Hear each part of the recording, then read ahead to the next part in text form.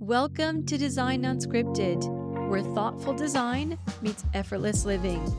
I'm Manuela Morera, here to inspire you to create a home that's both beautiful and uniquely yours. In this week's episode, we're discussing the biggest mistakes people make in their home and, most importantly, how to fix them. There's a lot that goes into designing a space, and I know it can get very complex, but I notice a lot of the same patterns and mistakes people make. But the good news is they're easy to avoid when you know what to look out for. Let's start with the most common and the most noticeable is when people avoid scale and proportion. It can completely throw off a room, even when everything is beautiful. Now, I get it. It's so easy to fall in love with a beautiful piece of furniture in the showroom or online. Just because it looks beautiful there doesn't mean that it's the right piece for your space. When a piece is too large, it can feel cramped and heavy, or on the other hand, if it's too small, it can feel awkward and disconnected, almost like it doesn't belong there. Neither option creates the balanced and cohesive look that you're going for.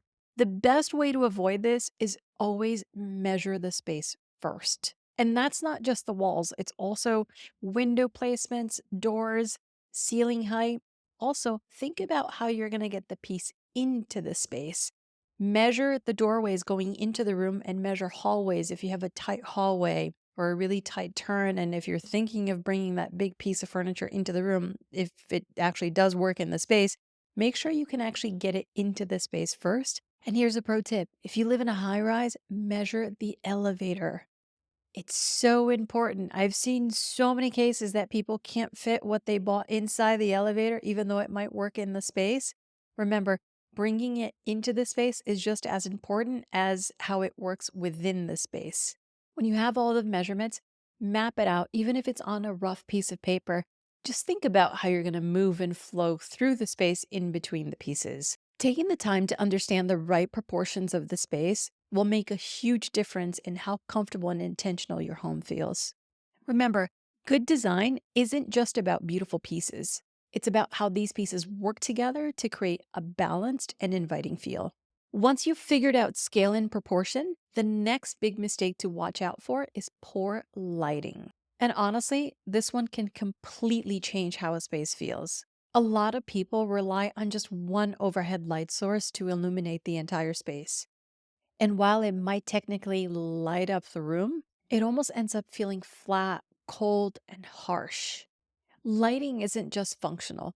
It's one of the most important tools to have to create the proper mood, warmth, and to add dimension to a space. The key to great lighting is layering, and think of it in three parts. First is ambient lighting. Ambient lighting is your main lighting source. Think a ceiling fixture or recess lights. Second is task lighting, which is more focused light. Think desk lamp, reading lights, under cabinet lights so you could see what's on the counter. And the third is accent lighting. This is that third layer to create the mood. Think wall sconces, picture lights, or even candles. Each type of lighting plays a different role, and when you layer them together, it brings the whole room to life. The space feels softer, more inviting, and more dynamic. So don't be afraid to bring in some new light sources. It's one of the easiest ways to instantly elevate a room. So once you've nailed lighting, let's move on to something else that I see all the time, and that's how you arrange your furniture. And trust me, this can completely change how a room feels.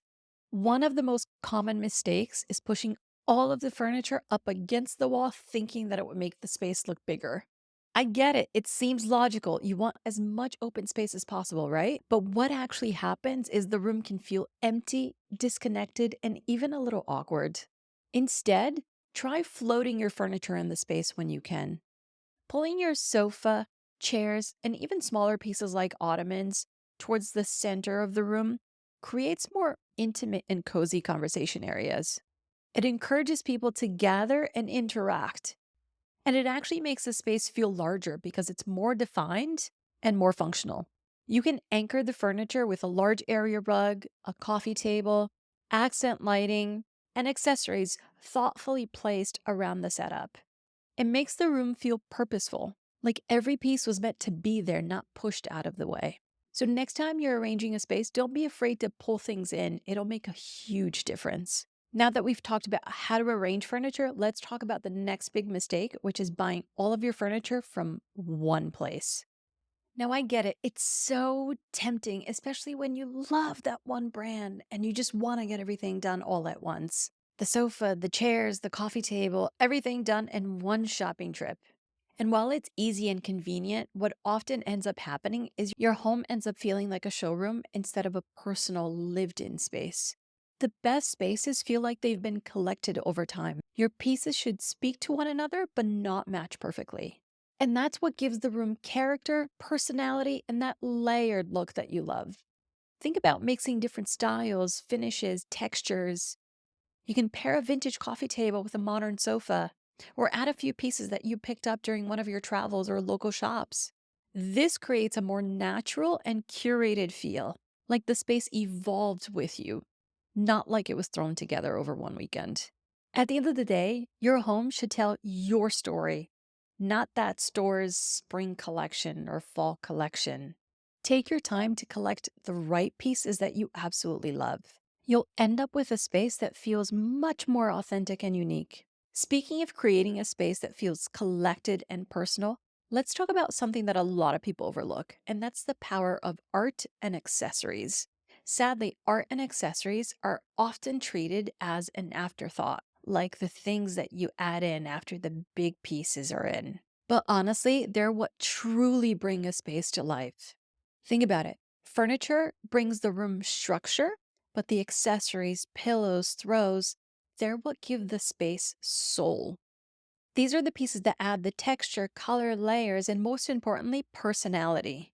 They tell your story, where you've been, what you love, and what inspires you. When you leave accessories for last, or even worse, don't plan for them at all, the space often feels unfinished and flat. Instead, start thinking about these elements right at the start of the project. Choose art that makes you feel something.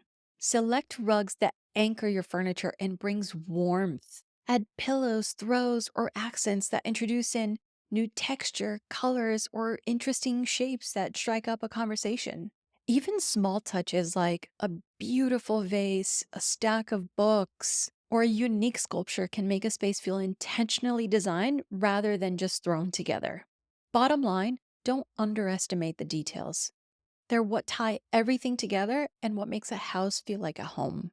And there you have it, some of the biggest mistakes I see people making in their home, but most importantly, how to avoid them or fix them.